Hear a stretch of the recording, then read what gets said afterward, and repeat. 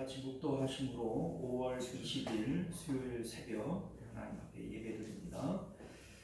존귀하시고 은혜로우신 우리 주 하나님, 주께서 우리를 예배하는 자들로 부르시고 또 예배할 때 은혜와 복을 주시는 우리 아버지이신 줄 믿고 이 시간도 신실한 마음으로 하나님을 예배합니다.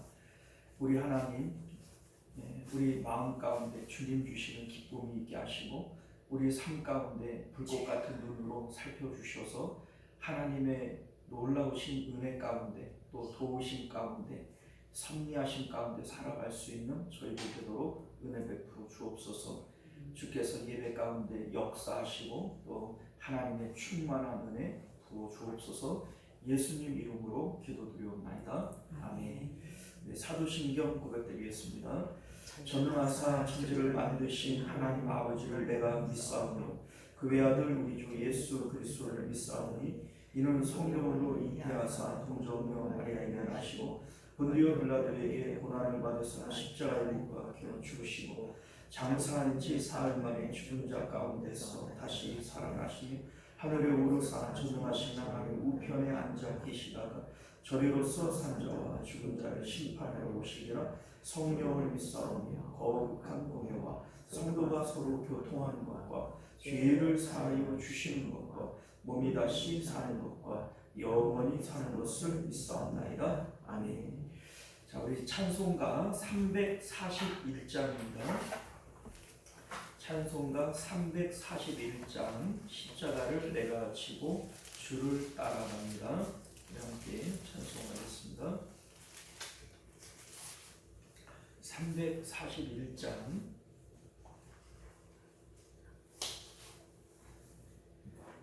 찾으신 줄 믿고 찬송합니다. 십자가를 내가 지고 주를 따라갑니다. 이제부터 예수로만 나의 보배 삼겠네. 세상에서 부귀영화 모두 잃어버려도 주의 평안 내가 받고 영생 복을 받겠네. 주도 곤욕 당했으니 나도 곤욕 당하리. 세상 사람 감사하라. 예수 신실합니다.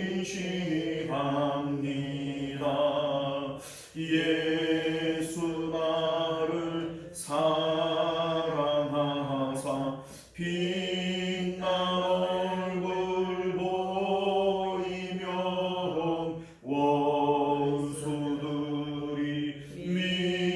미워해도 염려할 것 없겠네. 내가 핍박할 때에 주의 품에 안기고 세상 고초 당할수록 많은 위로 받겠네. 주가 주신 기쁨 외에 기뻐할 것 무엇냐. 주가 나를 사랑하니 기뻐할 것뿐일세. 아멘. 자, 우리 하나님 말씀 보겠습니다. 베드로 전서 4장 12절에서 마지막 절까지 교독하여 읽도록 하겠습니다. 12절에서 마지막 절까지 봅니다. 사랑하는 자들아, 너희를 연단하려고 오는 불시험을 이상한 일 당하는 것처럼 이상히 여기지 말고 오히려 너희가 그리스도의 고난에 참여하는 것으로 즐거워하라. 이는 그의 영광을 나타내실 때에 너희로 즐거워하고 기쁘게 하려 함이라. 너희가 그리스도의 이름으로 치욕을 당하면 복 있는 자로다. 영광의 영 곧 하나님의 영이 너희 위에 계시니라. 너희 중에 누구든지 살인이나 도둑질이나 악당이나 남의 일을 가슴하는 자는 고난을 받지 말라. 만일 그리스도인으로 고난을 받으면 부끄러워하지 말고 도리어 그 이름으로 하나님께 영광을 돌리라. 하나님의 집에서 심판을 시작할 때가 되었나니 만일 우리에게 먼저 하나님의 복음을 순종하지 아니하는 자들의 그 마지막은 어떠하냐. 또 의인이 겨우 구원을 받으면 경건하지 아니한 자와 죄인은 어디에 서리요? 그러므로 하나님의 뜻대로 고난을 받는 자들은 또한 선을 행하는 가운데에 그 영혼을 이쁘신 창조주께 의탁할지어다. 아멘. 우리 함께 기도하겠습니다. 은혜로우시고 자비로우신 우리 주 하나님, 우리가 오늘도 주의 말씀 앞에 섭니다. 신실한 마음으로 또 주님 사랑하는 마음으로 이 말씀 받을 때 하나님의 말씀의 권세와 능력 또 생명의 역사가 오늘도 우리 가운데 나타나도록 역사하여 주옵소서. 거룩하신 우리 주 예수님 이름으로 간절히 기도드리옵나이다. 아멘. 자, 오늘 우리는요 함께 읽은 본문의 말씀을 중심으로 하나님의 뜻대로 고난을 받는 자들이라고 하는 제목으로 하나님 말씀 나누도록 하겠습니다. 하나님의 뜻대로 고난을 받는 자들. 오늘 말씀의 제목은요 19절에서 나오는 문장 그대로를 가지고 온 거예요. 그러므로 하나님의 뜻대로 고난을 받는 자들은 이라고 되어져 있죠. 하나님의 뜻대로 고난을 받는 자들, 이런 제목입니다.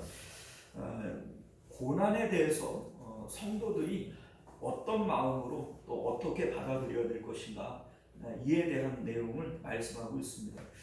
우리가 알다시피 베드로 전서는 AD 64년을 전후해서 로마의 극심한 박해가 이제 로마로부터 시작이 되어졌고, 또 로마 제국 내의 큰 도시들로 이렇게 퍼져 나갈 때쯤 기록이 되어진 것으로 보고 있습니다. 자, 그래서 17절 말씀을 보면 하나님의 집에서 심판이 시작할 때가 되었나니 이렇게 되어져 있는데, 하나님의 집이라고 하는 것은 교회를 의미하는 것이고요, 심판이라고 하는 것은 여러 가지 이 시험과 환난을 얘기를 하는 겁니다.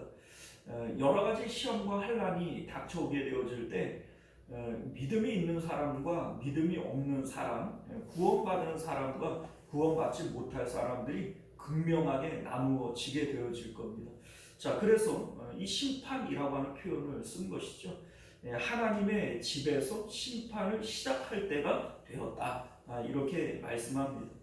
자, 우리가 12절부터 내용들을 좀 살펴보면요, 사랑하는 자들아 너희를 연단하려고 오는 불시험을 이상한 일 당하는 것 같이 이상히 여기지 말고 라고 말씀합니다. 자, 그러니까 성도에게 닥치는 환난은 연단을 위한 것이다, 이렇게 얘기를 하는 거예요. 연단이 뭐죠? 연단은 쇠나 금이나 이러한 것들을 이렇게 담금질을 함으로써 내가 원하는 모양, 내가 원하는 작품을 만들어내는 것이 연단입니다. 하나님께서 왜 성도들에게 고난을 주시는가? 하나님이 원하는 모습으로 성도들을 빚어가기 위한 것이다 라고 하는 것이죠. 자, 그러니 이 시험, 이 연단은요 하나님 모르게 일어나는 일이 아닙니다. 하나님께서 하나님의 백성들을 하나님의 뜻대로 만드시기 위한 거니까 하나님의 뜻 가운데 되어지는 일이죠. 그래서 우리 19절에 하나님의 뜻대로 고난을 받는 것이다, 이렇게 말씀하고 있는 것입니다. 자, 그러면 우리가 이러한 고난을 받을 때 왜 이런 고난이 있느냐, 이거 이상하게 여기지 말라는 거예요.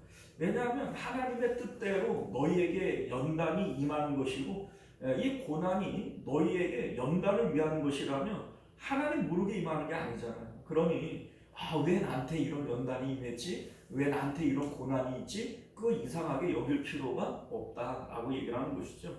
자, 우리 13절 말씀을 보면요, 오히려 너희가 그리스도의 고난에 참여하는 것으로 즐거워하라. 이는 그의 영광을 나타내실 때에 너희로 즐거워하고 기뻐하게 하려 함이라. 이렇게 말씀해요. 자, 고난을 즐거워하라는 겁니다. 자, 왜냐하면 이 고난은 하나님의 뜻대로 받는 고난이고, 고난을 통해서 성도들을 하나님께서 온전하게 만들기 위한 거예요. 자, 그러니 고난을 받음으로 연단이 되어지는 자들은 우리 주님께서 오실 때에 영광 가운데 주님을 맞이하게 되어질 겁니다. 그러니 이 고난을 우리가 어떤 자세로 받아들여야 되겠어요? 이거 이상하게 여길 필요도 없고, 그냥 단순하게 괴로움은 고통이라고 고통스러워하면 이것을 받아들일 수도 없는 것이죠. 그래서 기쁨 가운데 이것을 참여하여야 된다. 고난에 참여하는 것으로 즐거워하라. 이렇게 말씀하고 있는 것이죠. 자, 우리 14절 말씀을 보면요, 너희가 그리스도의 이름으로 치욕을 당하면 복 있는 자로다. 영광의 영 곧 하나님의 영이 너희 위에 계십니다. 이렇게 말씀합니다. 자, 우리 이제 고난에는 두 종류가 있어요. 하나는 내가 그 죄가 있어서 당하는 고난이 있죠. 우리 15절이 그걸 얘기를 하고 있는 거예요. 자기의 죄 때문에 받는 고난, 이러한 치욕이 있죠. 자, 그런데 오늘 본문이 얘기를 하고 있는 것처럼 하나님의 뜻대로 하나님이 주시는 연단을 위해서 받는 고난이 있다는 겁니다. 자, 이 지금 본문은 그걸 얘기를 하는 거죠. 너희가 하나님의 뜻대로 받는 고난, 연단을 위한 이 고난을 받을 때에는 이상히 여기지 말고 기뻐하고 즐거워해야 한다. 이런 말씀을 하는 겁니다. 자, 우리 2장 20절을 보면 죄가 있어 매를 맞고 참으면 무슨 칭찬이 있으리요? 그러나 선을 행함으로 고난을 받으면 이는 하나님 앞에 아름다움이라. 이렇게 말씀합니다. 자, 그러니까 죄 때문에 당하는 이 고난, 그거 받지 말고 너희가 선을 행하는 가운데 하나님께서 너희를 연단하기 위한 그러한 고난을 받아야 되는 것이다. 그래야 그 고난이 너희에게 상이 되어지고 하나님 나타날 때 영광이 되어지는 것이다. 지금 이 말씀을 하고 있는 것이죠. 고난과 치욕을 기뻐해야 한다라고 하는 이 말씀은 우리 예수님께서도 산상수훈 가운데 말씀해 주신 내용이 되어집니다. 마태복음 5장 11절 이하를 보게 되어지면 우리가 너무나도 잘 알고 있는 말씀인데, 나로 말미암아 너희를 욕하고 박해하고 거짓으로 너희를 거슬러 모든 악한 말을 할 때에는 너희에게 복이 있나니 기뻐하고 즐거워하라. 하늘에서 너희의 상이 큼이라. 너희 전에 있던 선지자들도 이같이 박해하였느니라. 이런 말씀을 합니다. 자, 우리 성경을 보면 믿음의 선진들 가운데 고난이 없었던 사람은 하나도 없어요. 우리 생각을 해보면 그렇잖아요. 아브라함도 이삭도 야곱도 요셉도 유다나 다니엘도 다윗도 고난이 없었던 사람이 없어요. 그렇잖아요. 자, 그러니까 이 고난은 하나님께서 내가 뭘 잘못해서만 주는 것이 아니고, 또 이 고난을 받을 때 이걸 이상히 여길 필요도 없고, 이 고난은 하나님께서 하나님의 백성들을 더 온전한 사람으로 만들기 위해서 하시는 이 훈련의 내용, 연단의 내용이다 라고 하는 것을 믿으실 수 있기를 바랍니다. 우리 16절 말씀을 보면요, 만일 그리스도인으로 고난을 받으면 부끄러워하지 말고 도리어 그 이름으로 하나님께 영광을 돌리라. 이렇게 말씀을 합니다. 그리스도의 이름으로 하나님의 뜻대로 받는 고난이라면 슬퍼하고 부끄러워하거나 이상하게 여기지 말라는 거예요. 당황하지 말라는 거죠. 도리어 기뻐하고 즐거워함으로써 하나님께 영광을 올려드려야 한다. 이렇게 말씀하고 있는 겁니다. 자, 그러니까 우리가 우리 삶 가운데 고난이 닥쳐오게 되어진다면 우리는 우리 자신을 먼저 살펴야 할 거예요. 그래서 내가 하나님 앞에 뭔가 부끄러운 일들이 있다면 그것을 회개해야 할 것이고, 그리고 우리에게 닥치는 이 고난을 하나님께서 나를 미워서 또 내가 뭘 잘못해서 징계로서 주신다 이렇게 받아들이지 말고, 하나님께서 하나님의 뜻대로 우리가 고난을 당하는 것이다. 그리고 이것은 연단을 위한 것이니 기뻐하고 즐거워해야 한다. 이렇게 오늘 이 말씀을 기억하고 고난을 받아들여야 한다라고 하는 것을 말씀하고 있는 것이죠. 자, 그런데 우리가 여기서 한 가지 짚고 넘어가야 할 것은요, 왜 우리는 고난을 당할 때 기쁨으로 받지 못할까라고 하는 겁니다. 성경은 분명히 너희가 여러 가지 환난 또 고난을 받을 때 기쁘게 여겨야 한다. 이 말씀을 지금 베드로 사도만 하는 것이 아니라 우리 앞서 읽었던 야고보 사도라든지 또 사도 바울이라든지 이러한 분들도 공통적으로 하고 있는 말씀의 내용이라는 겁니다. 우리 실질적으로 예수님께서도 너희가 그 핍박을 받을 때 기뻐하고 즐거워하라 이런 말씀을 하시잖아요. 자, 그런데 솔직히 우리가 여러 가지 환난, 고난 이런 거 당할 때 억지로 그냥 그 고난을 견뎌낼 수는 있을지 몰라도 기뻐하고 즐거워하며 그 고난을 당하나요? 그렇지는 못한단 말이죠. 도대체 그러는 이유가 뭘까라고 하는 것이죠. 자, 여러분들 고난이라고 얘기를 하는 것은 상실과 관련이 있어요. 실질적으로 우리 예수님께서도 겟세마네에서 십자가 고난을 이제 앞에 두셨잖아요. 그런데 예수님께서도 여러 가지 고난을 당할 때 기뻐하고 즐거워하라. 뭐 천국에서 너희 상이 큰민이라 뭐 이런 말씀을 하셨지만 예수님도 겟세마네 앞에서 땀방울이 핏방울이 되도록 뭐 울부짖으며 기도하셨지 기뻐하고 즐거워하지는 못했단 말이죠. 자, 그래 뭐 예수님도 못해놓고 왜 우리한테 하라고 그러냐, 그죠? 자, 그런데 여러분들 예수님께서 이 고난 앞에서 울부짖으신 것과 우리가 이제 고난을 당할 때 힘들어하는 것과는 근본적인 차이가 있습니다. 이제 우리가 뭐 고난, 환난 이렇게 얘기를 할 때에는 이것은 잃어버리는 것과 관련이 있어요. 뭐 이를테면은 우리 이제 돈을 잃어버린다. 뭐 사업이 부도가 났다든지 아니면 뭐 집에 불이 났다든지 뭐 이렇게 해가지고서는 내 재산을 잃어버린다. 이게 재산을 잃어버리는 거잖아요. 자, 그런데 이것을 우리는 환난 이렇게 여기지 않아요? 예를 들어서 교통사고가 났다. 혹은 뭐 이제 큰 질병에 걸렸다. 그래서 건강을 잃어버리고 생명을 잃어버리게 되어진다면 우리는 이것을 환난 이렇게 받아들이고 고통스러워하는 거 아니겠어요?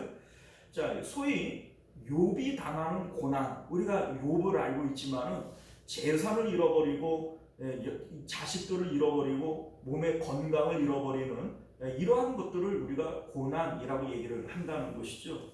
자, 그런데 예수님께서 당하시는 이 고난과 욥이 당하는 고난은 근본적인 차이가 있다는 거예요.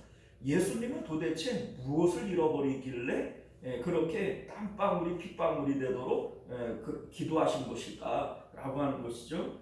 자, 사람들은 그런 얘기를 해요. 예수님도 사람이시기 때문에 십자가 고난이 얼마나 고통스러운지를 아시기 때문에 그 십자가를 거부하기 위해서 그렇게 그 땀방울이 핏방울이 되도록 기도하신 것이다. 이렇게 생각을 하는 거예요. 그런데 그거는 성경을 몰라도 너무 모르는 겁니다. 왜냐하면 이제 사람들이 다 자기들 수준에서 그 이제 뭘 보려고 그러잖아요. 그냥 자기들 수준에서 성경을 보니까 그런 이제 말씀을 하는 거예요. 자, 왜냐하면 우리가 알다시피 스데반 집사님이 돌에 맞아 죽으시는 그 상황 가운데에서도 천사의 얼굴을 하면서 자기를 돌로 치는 사람들을 위해서 사랑으로 용서하고 기도하시는 이런 모습을 보게 되어지지 않습니까? 또 우리 베드로 사도만 하더라도 자기가 자원해서 십자가를 지겠다고 예루살렘 로마 성내로 들어갈 뿐만 아니라 자기 자신을 십자가에 거꾸로 매달아 달라고 요청을 해서 우리가 알다시피 베드로가 십자가에 거꾸로 매달아 죽었다 이렇게 우리가 알고 있지 않습니까? 자, 그런데 예수님께서는 그들보다도 약골이라서 예수님께서는 십자가 앞에서 그렇게 어린아이처럼 울부짖었다 이렇게 우리가 받아들인다면 성경은 우리가 몰라도 좀 너무 자기 수준에서 본 거 아니겠어요?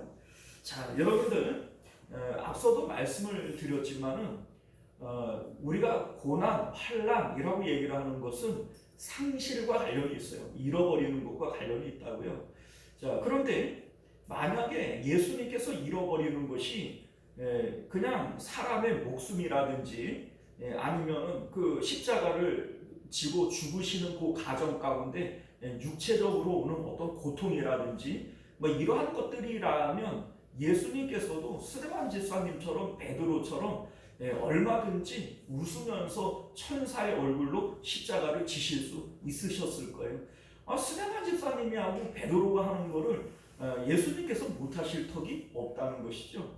자, 그런데 예수님께서 잃어버리시는 것은 단순하게 어떤 목숨이나 건강이나 재물이나 이 정도의 것들이 아니었다는 거예요. 예수님께서 잃어버리시는 것은 하나님을 잃어버리는 겁니다. 우리 예수님께서 십자가에서 죽으실 때 뭐라고 하세요? 엘리 엘리 라마 사막다니 이렇게 말씀을 하시는데 어떤 의미입니까? 아버지여 아버지여 어찌하여 나를 버리시나이까. 자, 십자가에서 예수님은 하나님으로부터 버려지신 거예요.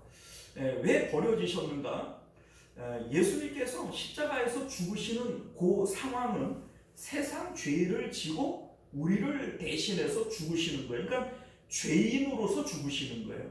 그러니까 그 순간만큼은 하나님께서 사랑하는 아들 예수님이라고 할지라도 버리시는 거예요. 왜? 죄인이니까. 자, 그래서 예수님께서는 십자가에서 하나님을 잃어버리고 하나님을 상실하게 되어지는 겁니다. 지금까지는 예수님께서 단 한 번도 하나님과 분리되어지신 적이 없어요. 예수님 그런 말씀하시잖아요. 나를 보내신 이가 나와 함께 하시거든. 나는 아버지께서 기뻐하는 일을 행함으로 나를 혼자 두지 아니하셨도다. 예수님은 단 한 번도 하나님과 분리되어지거나 하나님을 잃어버리신 적이 없다는 거예요. 그런데 십자가를 지는 그 순간만큼은 하나님을 잃어버려야 되기 때문에 예수님께서는 땀방울이 핏방울이 되어지도록 고통스러워하시고 그 잔을 옮겨달라고 기도하셨던 것을 믿으실 수 있기를 바랍니다. 사실 예수님께서는요, 십자가를 지시고 제3일에 부활하실 것에 대해서 이미 알고 계셨어요. 제자들에게 여러 번 그런 말씀을 하시잖아요. 인자가 대제사장과 서기관들에게 고난을 받고 제3일에 다시 살아나리라 이런 말씀을 하시지 않습니까? 자, 그러니까 하나님과 분리가 되어진다고 손 치더라도 며칠만 참으면 돼요. 3일만 참으면 돼요. 그 애들한테 야 엄마 3일만 있다가 올 거야. 어디 그 집에 갔다가 3일만 있다가 올 거야. 그런데 애들이 막 땡깡을 부리고 나도 같이 가 막 이러면서 땡깡을 부리는 모습들이 있잖아요. 그러니까 예수님의 모습이 마치 그와 같다는 거죠. 자, 예수님은 단 3일 동안만 하나님을 잃어버려도 이렇게 땀방울이 핏방울이 되어지도록 기도하셨다라고 하는 것을 우리가 알게 된다는 겁니다. 여러분들, 우리도 인생 가운데 우리가 살면서 슬프고 괴로운 일들을 당하고 살아갑니다. 그렇잖아요. 여러분들 인생을 통틀어서 슬프고 괴로운 일들 안 당해본 사람들이 있겠어요? 그러나 여러분들이 그 어떤 일들 때문에 땀방울이 핏방울이 되어지도록 그렇게 힘들어하고 고통스러워하고 아파하신 적이 있나요? 그러니까 예수님께서 당하시는 이 하나님을 잃어버리는 그 일이 예수님께는 그토록 고통스러웠다는 거예요. 그러니까 우리가 이 땅 가운데에서 단 한 번도 경험해 보지 못한 극심한 괴로움이 예수님 안에 있었다는 거예요. 왜요? 뭘 잃어버리니까? 하나님 잃어버리니까. 우리는 돈을 잃어버림으로 괴로워한 적은 있고, 뭐 건강을 잃어버리고 자식을 잃어버림으로 괴로워한 적은 있지만, 하나님 잃어버림으로 예수님처럼 그렇게 괴로워한 적이 있는가? 이런 생각을 해보면 예수님이 당하시는 고난과 우리가 당하는 고난은 사실은 근본적인 차이가 있구나 라고 하는 이런 생각을 갖게 되어진다는 겁니다. 자, 여러분들, 우리는 여기서 고난에 대한 우리의 지식을 새롭게 해야 돼요. 자, 무슨 얘기냐면 고난이라고 얘기하는 그 고난이 정말로 예수님의 관점에서 볼 때 그게 고난일까 라고 하는 겁니다. 우리가 욥의 고난을 얘기를 했지만 욥도 처음에 그 고난을 당할 때 몹시 괴로워하고 힘들어요. 자기 옷을 찢고 티끌을 머리 위로 날리면서 그냥 이를 악물고 버텨 나가지 않습니까? 그러니까 아주 고통스러워하는 거예요. 그런데 우리가 욥기서가 42장에 이렇게 마무리되어질 때쯤에는 욥은 자기 육체에 당하는 이 고난을 재해석하게 되어집니다. 그러면서 이제 내가 고난 당하기 전에는 하나님을 귀로만 들었지만 이제는 눈으로 봅니다. 영안이 열리게 되어지고 고난에 대한 새로운 의미를 받아들이게 되어져요. 그래서 이 고난을 처음처럼 고통스럽게 어렵게 받아들이는 것이 아니라 영적인 세계에 눈을 뜸으로써 이 땅 가운데 육체로 받아들이는 이 고난에 대해서는 초연해지게 되어지는 이런 욥의 모습을 우리가 보게 되어진다는 것이죠. 이게 바로 연단이고 하나님께서 우리에게 주시는 고난의 의미가 되어진다라고 하는 겁니다.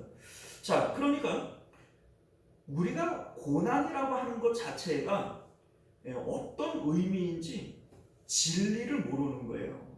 너희가 진리를 알면 진리가 너희를 자유케 하리라 이런 말씀을 하시는데 돈을 잃어버리고 자식들을 잃어버리고 건강을 잃어버리고 세상의 명예를 잃어버리고 이것은 진실한 상실도 아니고 진짜 우리가 고난이라고 말할 수 있는 것들이 아니라는 겁니다. 왜냐하면 지금 베드로 사도는 그러한 것들을 세상에 있는 죽은 소망이라고 얘기했던 거예요. 이미 죽어 있는 것들이에요.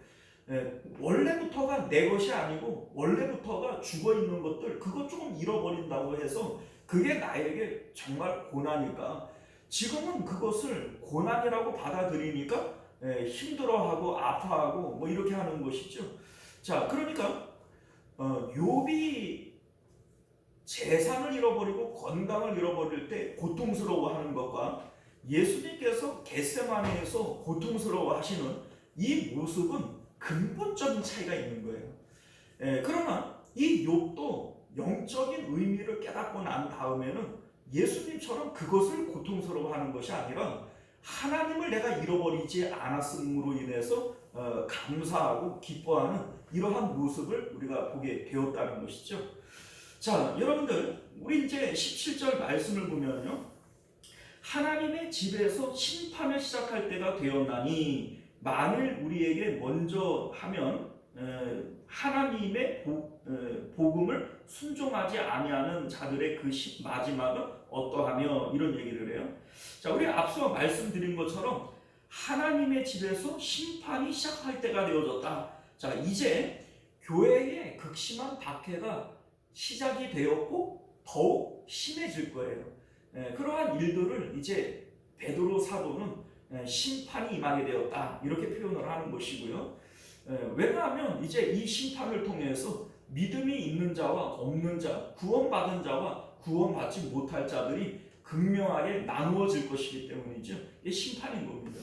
자, 그런데 우리가 이 고난이 닥칠 때 우리 믿음을 지키기 위해서 애를 쓰고 또 이제 연단을 받아내지 않습니까?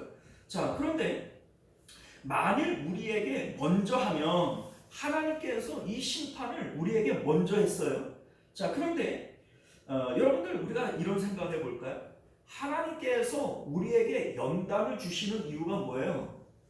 구원하시기 위한 거죠. 언제요? 우리 예수님이 오시는 그때에 그 심판대 앞에서 우리를 구원하시기 위한 거예요. 그러니까 우리에게 여러 가지 환난과 연단이 올 때 이 환난과 연단은 구원을 위한 거란 말이에요. 그런데 지금 많은 이제 뭐 사람들이 있어요. 그 이제 세상 사람들도 있고, 그런데 하나님의 복음에 순종하지 아니하는 자들의 그 마지막은 어떠하겠느냐, 이런 말씀을 하는 거죠. 소위 마지막 심판대 앞에서 우리가 준비 없이 당하는 그 심판보다 지금 너희가 연단을 받고 고난을 받음으로 그 심판을 준비하는 것이 더 낫다라고 하는 판단에서 하나님의 뜻대로 우리에게 연단을 주시는 것이고 고난을 주는 거예요. 그러니까 이 고난은 우리가 기쁘게 받아들여야 되는 것이죠. 자, 그런데 그러한 연단과 고난이 없이 심판을 준비하는 믿지 않은 그들의 심판은 얼마나 더하겠냐, 지금 이 말씀을 하는 겁니다. 그러니까 하나님께 말씀을 좀 정리를 해보면 그래요. 하나님이 우리에게 연단을 주시고 고난을 주시는 것은 구원을 위한 거예요. 어떤 구원이요? 예수님께서 심판하실 그 심판대 앞에서의 우리를 구원하기 위한 거예요. 그러니까 하나님께서 보실 때에 지금 너희에게 환난이 있고 연단을 통해서 온전하여지는 것이 심판대 앞에서 그 심판을 견디기가 훨씬 더 좋은 일이니까 그 심판대 앞에서 너희가 잘 견뎌내기 위해서 지금 연단 받자, 지금 고난을 받자, 이러한 의미에서 하나님의 뜻대로 주시는 고난이라는 거예요. 그런데 그러한 준비가 없이 그 믿지 않는 자들의 이 심판은 얼마나 더 큰 것이겠느냐, 지금 이 말씀을 하고 있는 것이죠. 자, 우리 18절 말씀을 보면요, 또 의인이 겨우 구원을 받으면 경건하지 아니한 자와 죄인은 어디에 서리요, 이렇게 얘기를 해요. 자, 이제 여기서 이 18절을 해석하기가 쉽지 않은 이유 중에 하나가 뭐냐면, 겨우라고 하는 이 단어가 가지는 이미지가 겨우, 간신히, 어렵게 구원을 받았다, 이런 의미를 가지게 되어지잖아요. 자, 그런데 이 말씀은 그런 의미가 아니에요. 그런 의미가 아니고, 우리가 이 이제 세상 가운데에서 여러 가지 유혹과 고난을 견뎌내며 연단을 우리가 받잖아요. 자, 그런데 이러한 영적 싸움을 통해서 우리가 어렵게 이제 그 구원의 길을 가고 있는 것인데, 그런데 우리 이제 사실은 겨우 구원을 받는다, 이 말씀이 성립되어지지 않는 이유가 뭐냐면, 처음부터 구원은 하나님의 선물이에요. 그러니까 내가 겨우 내가 애쓰고 힘써서 겨우 구원을 받았잖아, 그럴 수가 없는 거죠. 이 구원은 하나님의 선물이니까. 자, 그리고 우리가 알다시피 로마서 8장 35절 말씀을 보면, 누가 우리를 그리스도의 사랑에서 끊으리요? 환난이나 고난이나 박해나 기근이나 적신이나 위험이나 칼이랴. 우리가 이 모든 일에 우리를 사랑하시는 이로 말미암아 넉넉히 이기느니라. 자, 여러분들 겨우 이긴대요, 넉넉히 이긴대요? 넉넉히 이긴대요. 그러니까 여기서 지금 베드로 사도가 겨우 구원을 얻으면 이라고 얘기를 하는 것은 우리가 알고 있는 것처럼 내가 겨우 간신히 어렵게 구원을 받았다, 이런 의미가 아니에요. 그러면 성경이 서로 말하는 게 달라져 버리잖아요. 자, 그러면 여기서 이 겨우라고 하는 말의 의미는요, 우리가 세상의 유혹과 핍박과 이러한 환난 가운데 치열한 영적 싸움을 통해서 지금 이 구원의 길을 가고 있는 거예요. 이제 연단을 받고 있는 거예요. 자, 그런데 그렇게 우리가 힘들게 연단을 받고 고난을 이겨내고 있는데, 문제는 그것도 안 하고 준비도 안 하는 이러한 사람들이 당하는 이 심판이 얼마나 더 크겠냐. 앞에서도 그 얘기를 했지만, 우리가 그러한 고난을 통해 인해서 하나님의 심판대 앞에 겨우 서게 되어진다면 그거를 준비하지 않는 자들은 어디에 서겠냐? 그들의 마지막은 어떠하겠느냐? 지금 이 말씀을 하고 있는 거예요. 자, 그러니까 여러분들, 우리 하나님께서 우리에게 고난을 주시고 연단을 하시는 이유는 구원을 위한 거예요. 그러니까 심판대 앞에서 우리가 온전한 모습으로 하나님 앞에 서게 하기 위해서 하나님께서 사랑해서 주시는 고난이에요? 미워해서 주시는 고난이에요? 사랑해서 주시는 고난이에요. 우리가 고난이 없으면 방자히 행하게 되어지는 것이고 죄와 더 친밀하게 돼버리는 거예요. 우리가 의인은 고난을 받으면 하나님 앞에 더 가까이 나아가게 되어지는 겁니다. 그래서 하나님께서 우리를 구원하시기 위한 연단이다 이렇게 말씀을 하시는 거죠. 그런데 그러한 연단들을 견뎌내지도 않고 또 그것을 믿지도 않는 이러한 사람들은 마지막 때의 그 심판을 그러면 어떻게 건드리려고 그러는 거냐, 이런 의미에서 말씀하고 있는 것이죠. 자, 우리 19절 말씀을 보게 되어지면요, 그러므로 하나님의 뜻대로 고난을 받는 자들은 또한 선을 행하는 가운데에 그 영혼을 미쁘신 창조주께 의탁할지어다, 이런 말씀을 해요. 자, 하나님의 뜻대로 고난을 받는 자들, 자, 여러분들, 참새 한 마리가 땅에 떨어지는 것도 하나님의 뜻이 아니면 안 된다고 그랬거든요. 자, 그러면 이 땅 가운데 하나님 모르게 하나님의 뜻 없이 당하는 고난이 있나요? 없어요. 우리가 그것을 믿고 인정을 하던 인정을 하지 않던 하나님 모르게 임하는 고난은 없어요. 다만 이것을 하나님의 뜻대로 오는 고난이라고 믿음으로 받아들이는 자와 그것을 믿음으로 받지를 못하고 이거 왜 나한테 이런 일이 일어나서 뭐 그러면서 이제 하는 믿음 없이 받아들이는 그 두 가지의 경우만 있을 뿐이에요. 모든 고난은 하나님의 뜻 가운데 임하는 것이다 라고 하는 것이죠. 자, 그러니 우리가 그러한 고난을 당하게 되어질 때에 그 영혼을 미쁘신 창조주께 의탁해라 이렇게 얘기를 하는데, 미쁘신이라고 하는 것이 어떤 의미냐면 신실한, 믿을만한 이라고 하는 의미예요. 그러니까 너희가 여러 가지 그 환난을 당할 때 이게 하나님으로부터 하나님의 뜻대로 오는 이 고난인 것을 너희가 믿고 하나님께 이것을 맡겨야 한다. 여러분들, 맡긴다는 게 어떤 의미입니까? 자, 이런 거죠. 내가 이 고난에 대해서 이 고난이 왜 나한테 임해가지고 내가 뭘 잘못했다고 이러는 건지 뭐 이렇게 하든지 안 하든지 결국은 이 고난은 하나님의 뜻대로 되어질 거예요. 그렇지 않아요? 그러니까 하나님께 맡겨야 되는 거예요. 내 삶에 대한 모든 이 환경에 대한 일들, 내가 어떤 뭐 욕과 같이 뭐 재물을 잃어버리고 뭐 자식들을 잃어버리고 건강을 잃어버리고 이러한 재앙들이 임할 때 그러한 것들은 내가 어떻게 할 수 있어요? 없어요? 없어요. 그러니까 나는 이러한 그 고난을 당할 때 내 마음을 하나님께 의탁하고 내 삶은 하나님께 맡길 수밖에 없는 거예요. 이것이 바로 선을 행하는 것이고 선을 행하는 가운데 하나님께 맡겨야 된다, 이렇게 말씀하고 있는 내용인 것을 믿으실 수 있기를 바랍니다. 사랑하는 성도 여러분, 이제 말씀을 맺겠습니다. 우리 삶 가운데 고난과 환난이 가지는 두 가지의 경우가 있어요. 죄 때문에 오는 경우가 있고요, 하나는 하나님의 뜻 가운데 연단을 위해서 주시는 경우가 있습니다. 여러분들, 우리는 이 고난을 어떻게 받아들일 것인가? 내가 죄 때문이라고 할지라도 이거는 형벌이 아니라 나를 고치시기 위한 징계예요. 사랑으로 하시는 고난인 것이고, 또 하나님의 뜻 가운데 연단을 위한 것이라고 할지라도 우리는 이러한 고난을 당할 때 기뻐하고 즐거워하라, 이렇게 말씀합니다.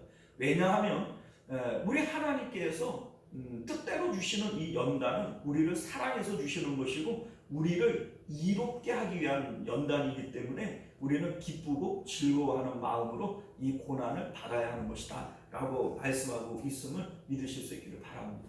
기도하겠습니다. 존귀하시고 은혜로우신 우리 주 하나님, 우리는 여러 가지 환난과 연단을 받을 때 억지로 견뎌낼 수는 있지만 기뻐하고 즐거워하기는 참 어렵습니다.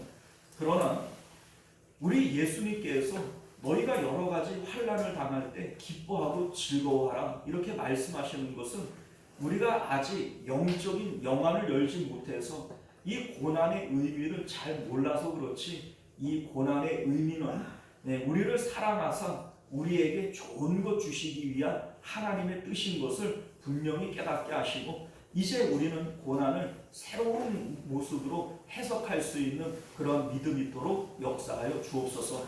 거룩하신 우리 주 예수님 이름으로 간절히 기도드리옵나이다. 아멘.